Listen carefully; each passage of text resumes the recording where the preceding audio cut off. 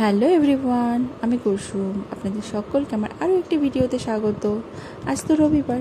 রবিবার মানে কিছু স্পেশাল আয়োজন, কিছু স্পেশাল খাওয়া দাওয়া।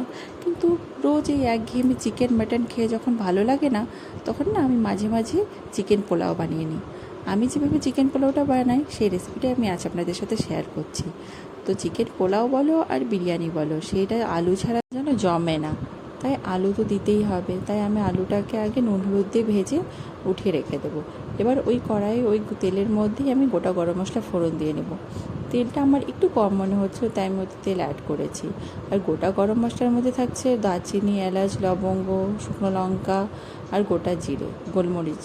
এইগুলো দিয়ে একটু যখন ফ্রাই হয়ে আসবে, একটু যখন স্মেল বাড়ানো স্টার্ট করবে, তখন ওতে এবার পেঁয়াজ আর শুকনো লঙ্কা, কাঁচা লঙ্কা দিয়ে খুব ভালো করে এবার ভেজে নিতে হবে মশলাটাকে।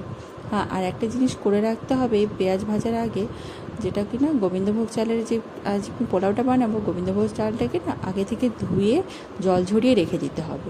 এতে করে কি হবে, রান্নাটাও খুব অল্প সময়ের মধ্যে হয়ে যাবে আর পোলাওটা না বেশ ঝরঝরে হবে। এবার যখন পেঁয়াজটা যখন লাল লাল করে ভাজা হয়ে যাবে, এবার ওতে দিয়ে দিব আদা রসুন পেস্ট।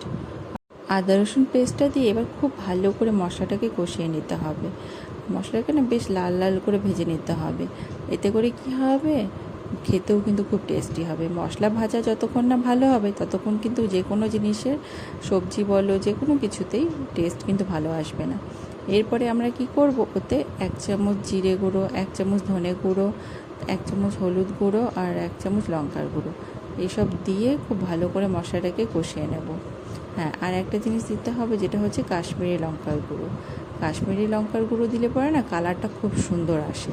তা আমি যতটা পারি চেষ্টা করি লঙ্কার গুঁড়ো কম দিলেও কাশ্মীরি লঙ্কার গুঁড়োটা দেওয়ার চেষ্টা করি। এতে করে কী হবে, কালারটা এত ভালো আসে আর খেতেও খুব ভালো হয়। তো এবার মশলাটাকে খুব ভালো করে কষিয়ে নিতে হবে যতক্ষণ না তেল ছেড়ে আসছে। যখন দেখবে তেল ছেড়ে আসছে, তখন এবার ওতে চিকেনটা দিয়ে দিতে হবে। আর চিকেনটা দিয়ে খুব ভালো করে কষতে হবে।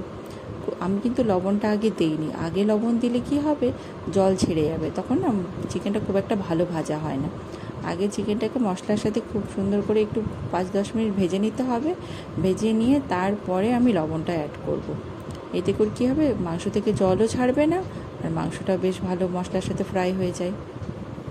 এবার লবণ দিয়ে পরিমাণ মতো, লবণ পরিমাণের থেকে একটু বেশি দিয়েছি লবণটা, কেননা যেহেতু আমার চাল থাকবে ওতে, তো যে কারণে লবণটা একটু পরিমাণের তুলনায় বেশি দিয়েছি। দিয়ে এবার খুব ভালো করে চিকেনটাকে কষে নিতে হবে।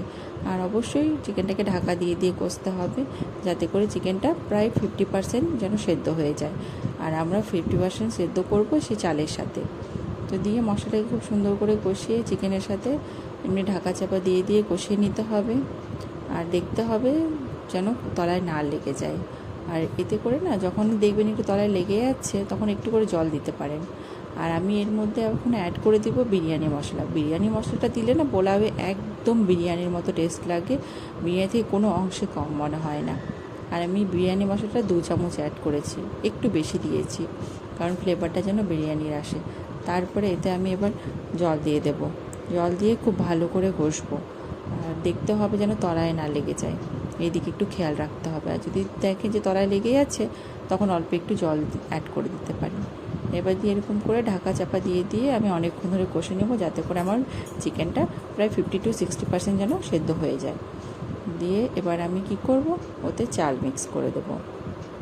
আর চালটা তো আমি আগে থেকে জল ঝরিয়ে রেখেছিলাম। তো এবার চালটা দেখো কত সুন্দর ঝরঝরে হয়ে গেছে। এবার চালটা দিয়ে খুব ভালো করে কষে নেব। চালটাকে কিন্তু খুব ভালো করে মাংসের সাথে আর মশলার সাথে কিন্তু ফ্রাই করে নিতে হবে। এতে করে কি হবে, আমাদের পোলাওটা বেশ ঝরঝরে হবে। তো ভালো করে যখন চালটা ভাজা হয়ে যাবে মাংসের সাথে, তখন এবার কি করতে হবে, জল অ্যাড করে দিতে হবে।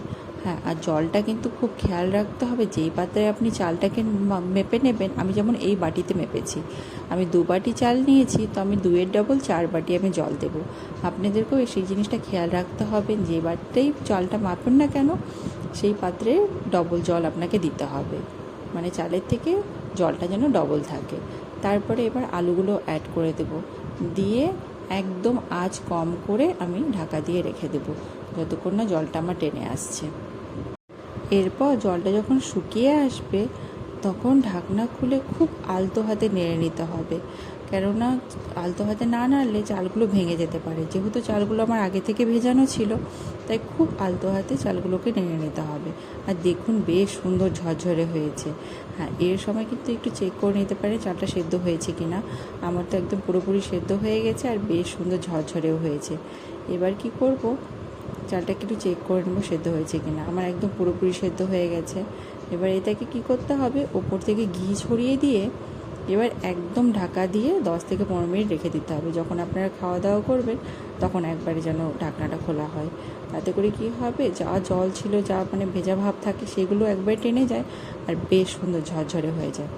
এরপর এটাকে আপনারা সার্ভ করে দিতে পারেন পেঁয়াজ, শসা আর দইয়ের সাথে। আমি তো যেমন করেছিলাম আজকে দইয়ের রায়তা বানিয়েছিলাম, পেঁয়াজ আর শসা এই দিয়ে খেতে কিন্তু দারুণ লেগেছিলো। আপনারা চাইলে একবার ট্রাই করতে পারেন।